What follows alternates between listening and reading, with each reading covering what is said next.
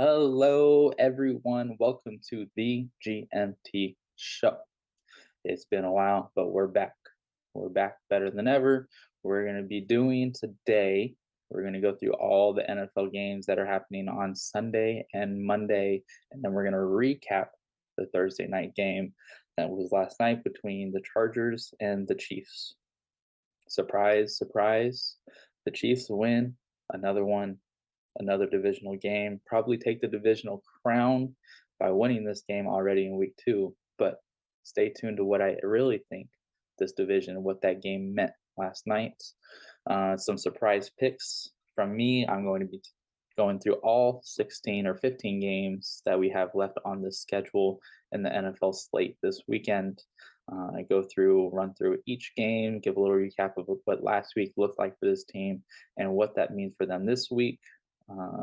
Before we get into it, please go subscribe to westcoastpreps.com. Go subscribe to our YouTube channel, like and subscribe, the button below. All of our podcasts are on our YouTube channel as well as Podbean. The link will be down below of wherever you're watching or listening to this. So Podbean, go listen to all of our latest podcasts from the Mike Hill Show to the West Coast Press podcast and all of the above, including our Friday night recaps that are also on there. So go check that out. And without further ado, let's get into it. All right, everyone, welcome to the first segment here. Today, I'm going to be going through all the NFL games, give a couple thoughts, and then take picks for all of Sunday's and Monday's games. And I will keep track of all of my winnings and what my record is at the end of the year. So hopefully it's a good track record that we'll have this year. So let's get right into it. Game 1 is Dolphins at Ravens. Now, as you can tell, I'm wearing a Patriots shirt. I am salty about the Dolphins.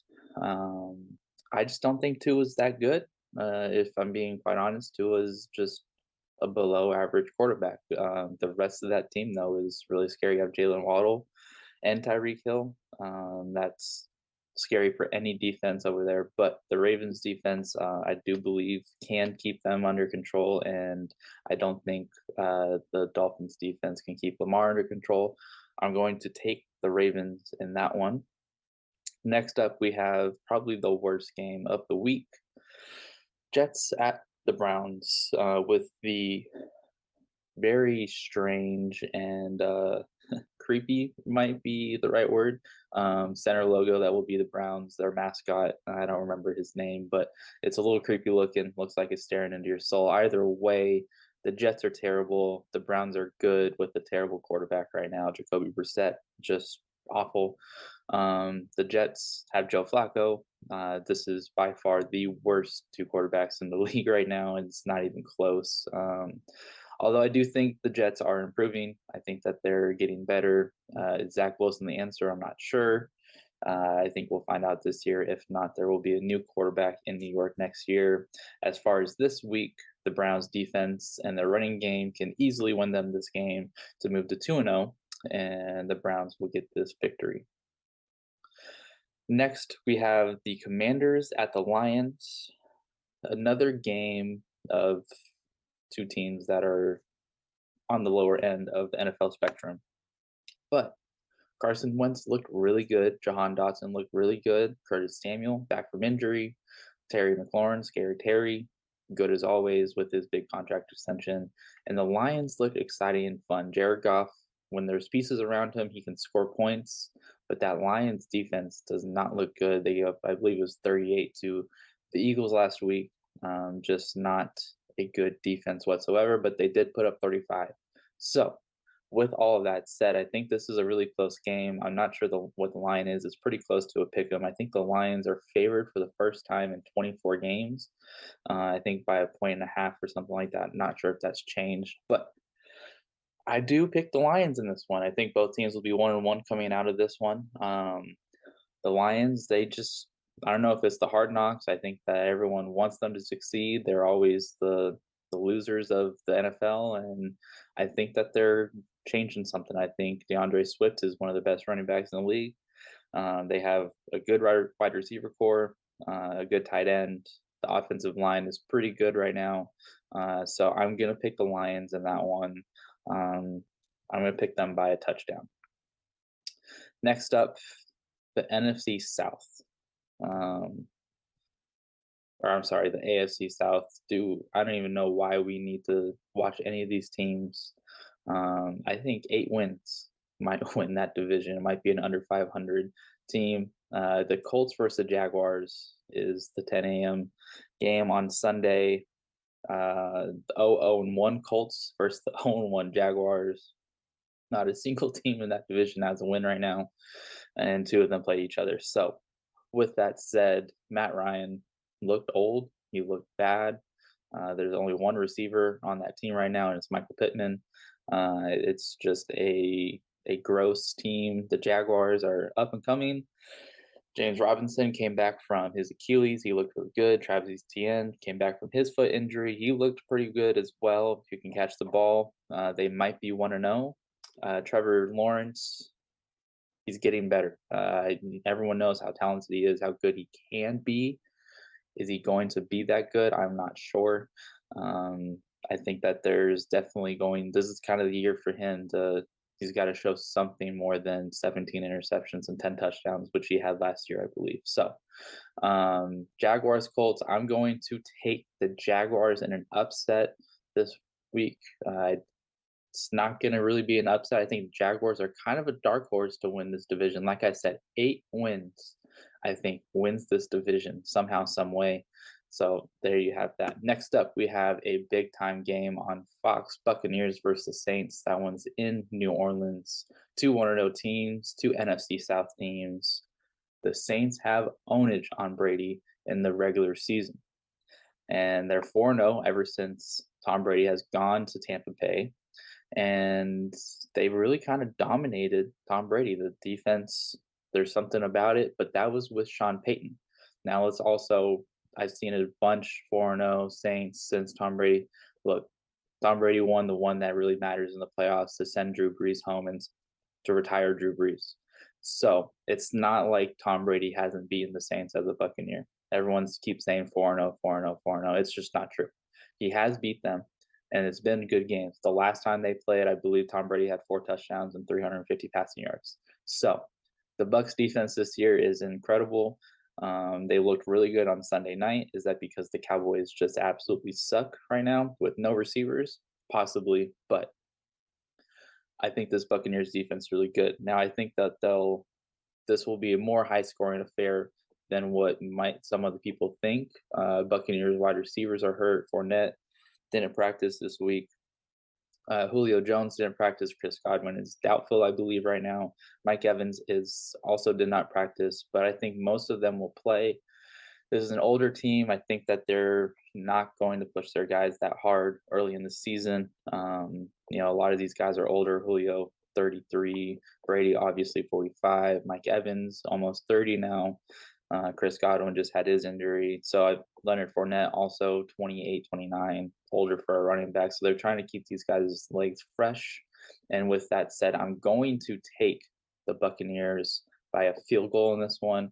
Last second field goal, or touchdown by Tom Brady in a comeback victory for the Buccaneers. Next up, we have my sleeper team right now. The New York Giants will be hosting the Carolina Panthers. Now, I think this is going to be a really good game. I think it's going to be 27-24. It's going to be decided by a field goal late. The Panthers lost by a field goal late, really because their defense was just dumb mistakes, dumb penalties, just a terrible decision-making from the defensive players, just giving the Browns a field goal, and then the kicker makes a 58-yarder to win. So you tip your cap with that one. And so the Giants, I believe, will take this one, and we're going to take a quick break. All right, welcome back. So, like I said, I am taking the Giants in that one. Saquon Barkley is looking very good right now. I believe that Daniel Jones is kind of having a bounce back season. I believe that this Giants team could make a run at the postseason. The NFC is not that good. there's going to be some weird team that gets in to that seventh wild card spot, or that seventh seed, I should say. So I believe the Giants are the front runners right now to make that spot, and they will win this one to move to 2-0 on the season. Now, let's move on to my team, the last 10 a.m. game that we're going to talk about for Sunday, Patriots at Steelers. The New England Patriots looked awful, just completely terrible. No receivers can get open except for Jacoby Myers. He is a third receiver on any good team. I love him. He's a great player, but he is not the number one. Devontae Parker looked awful. No separation. Can't do anything. Kendrick Bourne, the one player that can actually get open, played 2 snaps and had 1 target. Despite the connection that him and Mac Jones had last season, he's only getting 2 snaps. What is going on with this team? Who is calling the plays? Joe Judge, Matt Patricia, 2 of the worst head coaches that have been around in the last 5 years for the Lions and the Giants, respectively. It's just been disgusting how bad this coaching staff looks right now. You have Steve Belichick working the defense, who played well, despite their offense giving terrible field position for them as far as playing defense. Just awful. Just awful. With all that said, though, the Steelers forced 5 turnovers and scored 20 points. They had, I believe, it was 14 drives and scored 20 points, barely 1 point per possession. I'm going to take the Patriots. I can't pick against them. It's my team and all that. So I'm going to take the Patriots over the Steelers in this one. I think it's going to be a low scoring 17-14, 20-14, somewhere in that range. 2 bad offenses. Stay away from every single player in fantasy football if you have any of them. So let's just move on. I don't really want to talk about the Patriots that much this year. Next up, to start the 105 games, we have the 0-1 Rams and 0-1 Falcons, with this game being held in LA. The Rams looked really bad on last Thursday. They have no second receiver. It's Cooper Kupp and no one, despite Allen Robinson being there. Cam Akers played like 8 snaps, I believe it was, and had 3 rushes for 0 yards. Looked terrible. Ruined fantasy football, including mine, weeks. And then you have the Falcons. They just blew the game. I want to say it was a 13-point lead going into the 4th quarter against the Saints, and Michael Thomas finally rose from the dead and came back to beat them. Jameis Winston, with his pain quote, "Football is pain." Jameis Winston came back and beat him. The Falcons are the Falcons, always blowing leads, 28-3. It's just incredible that this team just has found so many different ways to lose. They will lose again this week. The spread is ridiculous, though. It's like 11 points. I think it's a 1-touchdown win for the Rams. The Rams are not that good. They think they're a wild card team. We will talk about another NFC West game, though, the 49ers and the Seahawks. I'm going to start with a little rant before we get into picking this game. Everyone and their mom was complaining about Jimmy G last year. I saw it on Twitter all the time. Jimmy G can't do this. He can't do that. And look, he's not like a top 10 elite quarterback. He's not. 100% isn't. But this dude has gotten the Niners to a Super Bowl, and he got into an NFC Championship game and should have been in the Super Bowl last year with an easy interception that got dropped. That would have sealed the game. Niners are in the Super Bowl. Do they win the Super Bowl? Probably not. I would have taken Joe Burrow in that game, but you never know. It's a coin toss, I think. Now you put Trey Lance in this backfield starting behind center. What has he done to earn this starting job, to actually earn the starting job? He's done nothing. There's been no earning of the starting position for Trey Lance. He's just been gifted this job because of they traded 3 first-round picks to go up to the 3rd pick and draft him. But why? What has he done? Where is the attributes? I mean, he has a strong arm, he can run, but he's played maybe 1,500 snaps of football, of high competitive football in his life. And he was okay last year. He wasn't great in the 2 games that he had to start because of Jimmy's injury. I don't see it. I don't understand it. I don't see it. And then to have Jimmy G sitting there as your backup, I think is a major mistake. Just terrible to have the 49ers with Jimmy G on the roster, but yet you're saying you believe Trey Lance is the starter. I don't understand it. I don't think I ever will, but it can work eventually.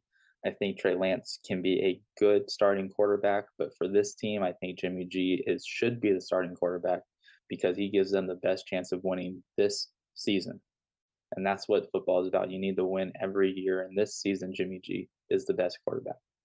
With all that said, they're playing Seattle. Seattle is a dumpster fire. They got a week 1 win because Russell Wilson is also a dumpster fire and just simply is not that good anymore. So also the homecoming, weird game. Both teams will be 1-1. The Niners will win this game in a fairly low scoring affair, 20-10. Niners win. Next up, we have the lonely Cowboys with no offense whatsoever hosting somehow the 0-1 Bengals. The Bengals should have won the game. They gave away their week 1 game because of simple mistakes, interceptions, fumbles, can't get a snap from their long snapper, from their backup long snapper. So the game-winning field goal is blocked and then kicked way left because of a high snap. And then the kicker kicked the laces. So somehow the Bengals are 0-1. This is a vengeance game. This is a complete vengeance game. The Bengals are going to win this game by 24 points.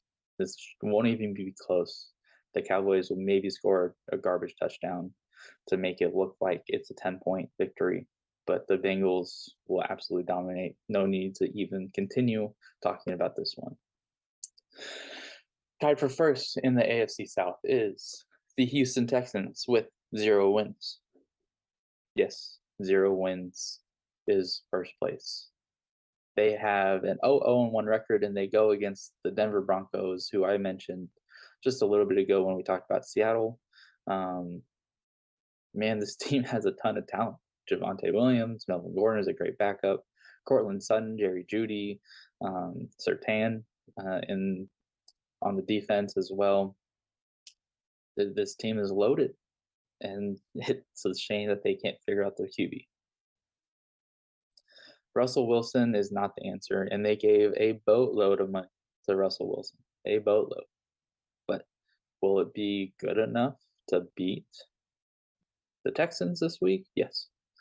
The Texans are a super young team. I think they'll keep it competitive in the first half, maybe through 3 quarters, and the Broncos will run away with this one in the 4th quarter, and what will end up ultimately be a 10-point to 14-point victory for the Broncos. But the Broncos are not as good as we think. Not at all. Next up, we have the Cardinals and the Raiders. This one is in Las Vegas. Cardinals looked awful against Patrick Mahomes last week, and then Patrick Mahomes comes back this week against a much better defense and did not look as good without Tyreek Hill. We might talk about that a little bit later. But the Cardinals' defense is horrific. They blitzed a ton and didn't even touch Mahomes and got torched every single time. Their defensive backs are terrible. They have one good player in Budda Baker. Everyone else is hurt or just not an NFL-worthy starter. And then you have the Raiders, Devontae Adams, our own, East Palo Alto. He is incredible last week, but that offensive line is awful. With no defensive line on the Cardinals, the Raiders will be just fine this week. They'll win in a blowout. Devontae Adams will have a big game. Hunter Renfrow, I think, will have a big game. Start Derek Carr in fantasy leagues because he's having a 4-touchdown day in this game. Next up, we go to Sunday night football. Why do we keep putting Packers-Bears on Sunday night? No one cares about these games. They're terrible. But somehow the Bears are 1-0 and the Packers are 0-1. If the Packers lose this game, it is red alert. Will they lose this game? No. Aaron Rodgers is too good. He owns the Chicago Bears, and it's not even close. He said it himself. I am the owner of the Chicago Bears when he scored that touchdown and started yelling at the fans. I believe that was last year or 2 years ago. He still owns them. This is in Green Bay. Green Bay is not going to 0-2 against the Bears. They're not losing 2 straight divisional games. I don't know who's going to receive it. It might just be all Aaron Jones. Lazard should be back, but the Packers aren't losing this game. They're going to move to 1-1. This will be an unwatchable Sunday night game, unfortunately. Then we move to Monday night.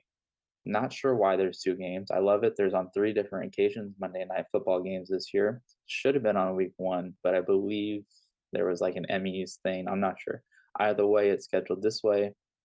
The first game, starting at 4:15 our time, is going to be the Bills hosting the Titans. This is the worst of the 2 games. The Titans lost to the Giants. They look bad on offense. Ryan Tannehill probably going to be benched for Malik Willis at some point this season. I don't think it will be until later in the season, but this Titans team is not a playoff team. They're no longer good. No A.J. Brown. Derrick Henry looks slow. He looked bad. And they're going up against probably the best team in the AFC right now. It's between them and the Chargers. The Chargers should have won last night. I think Bills-Chargers is your AFC championship game. The Bills moved to 2-0 in a very boring game. So thank goodness we have one of the best games of the week. Vikings going to Philadelphia to play the Eagles, where A.J. Brown clearly is making a difference. Why do you trade him to Tennessee? Makes no sense. Anyways, Justin Jefferson, A.J. Brown, two of the bright youngest receivers in the game. This one is interesting. 2 dark horse NFC teams to make the Super Bowl.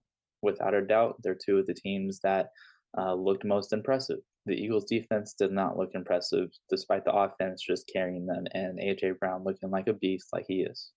Justin Jefferson on the other side looks like the best receiver in the game.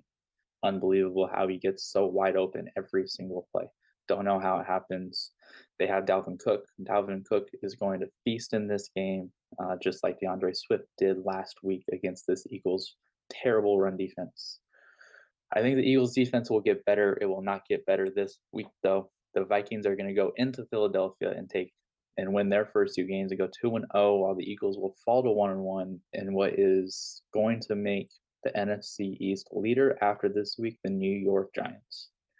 The New York Giants might be back in the playoffs, as they'll be the number 1 division leader in the NFC East after this week.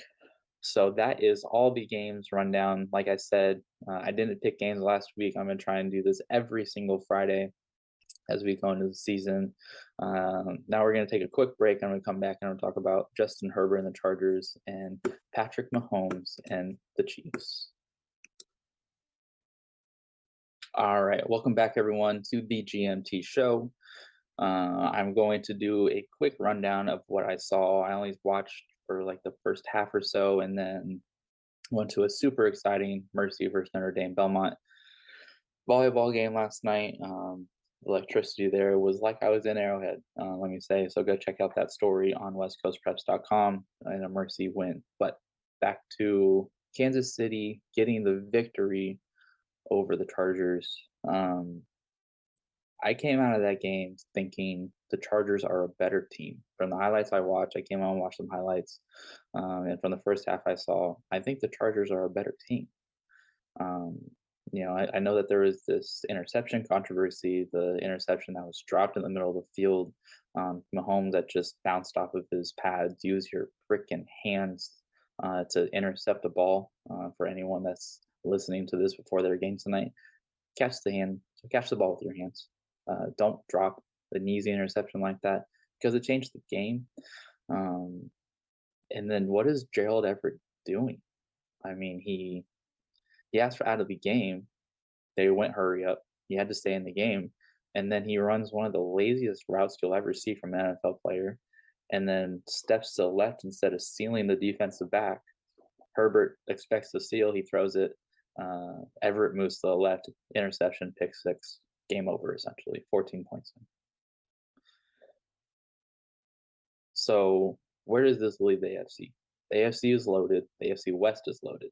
I think there's 3 playoff teams coming out of the West.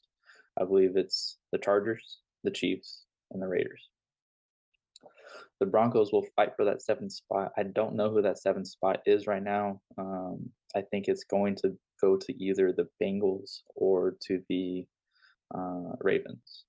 The Browns, if they can survive the first 12 weeks or whatever it is, and then go on a run afterwards, I don't see it happening this year for them with this how loaded the AFC is. But I think Bengals or Ravens take that last wild card spot.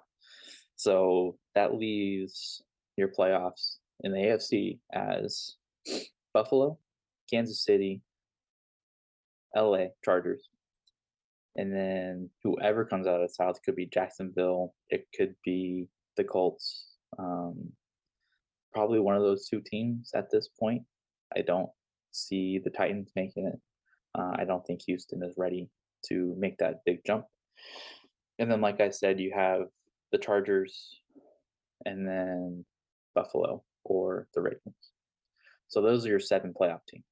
Somewhere, some ranged. I believe those are the 7 playoff teams. And like I said, I think I said earlier in the show already, I think it's the Chargers and the Bills in an AFC championship game. I think those are your 2 best teams right now. I don't see anyone beating those 2 teams in a playoff game. Justin Herbert is better than Patrick Mahomes as a quarterback. Yeah, I'm gonna stick with that. I think Justin Herbert is a better quarterback than Patrick Mahomes. Mahomes makes too many mistakes, and times that he can't make mistakes, and he either gets bailed out by bailing himself out because he's that talented, or he gets dropped interceptions like he had last night. So, yeah, I'm gonna stick with that. That I might be controversial. People might not like it. People might not agree with it. Some people might agree with it, but that is what is true. So, with all of that said, the Chargers, if you can go take them as a Super Bowl pick, I would take them right now, right after this loss. Now, if Justin Herbert has a major injury with the ribs, and there's more than what we think that there could be with that, then it changes things. Obviously they would not have home field advantage, which they don't have home field advantage anyways, even when they're playing in LA. So I don't know if that makes much of a difference, but they just need to get into the playoffs healthy. And I think that they can make a run, whether it's a wild card team or as a divisional winner. So that is that.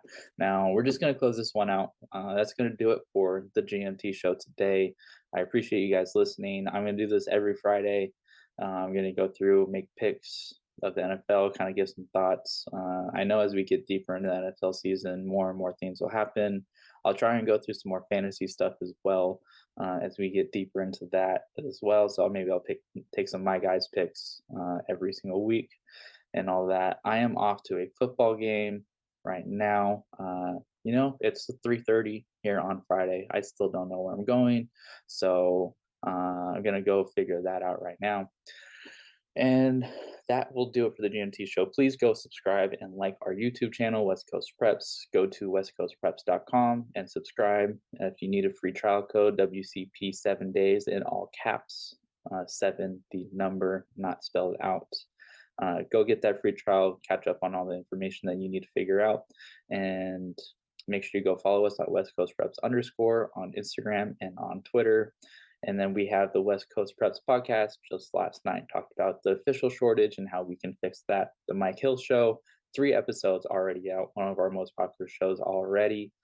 And that will be also coming out this week, as well as he records that every Sunday. Go enjoy your Friday night games. Be safe. Have fun.